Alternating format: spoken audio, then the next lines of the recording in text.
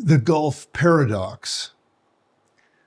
Well, let's go straight to the Gulf of America and try to take this paradox apart because it's the clearest example of the whole shift. Picture the Gulf.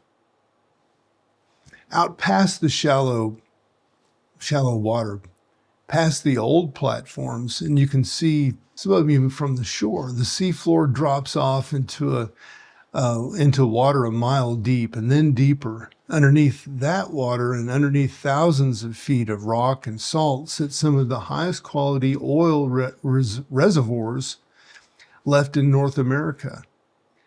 The oil was always down there. The reason we couldn't get it wasn't geology, it was because of the pressure. The deepest, richest reservoirs in the Gulf sit at pressures that old equipment or older equipment simply could not hold. The industry standard for decades topped out around 15,000 pounds per square inch at the wellhead. These reservoirs run higher than that and enough to blow standard gear apart. So the oil sat there mapped and known and untouchable for years. That's the constraint that just broke recently.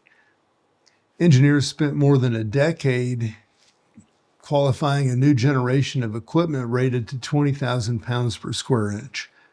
New casing, new wellheads, new subsea trees, all built to hold pressure that would destroy the old kit.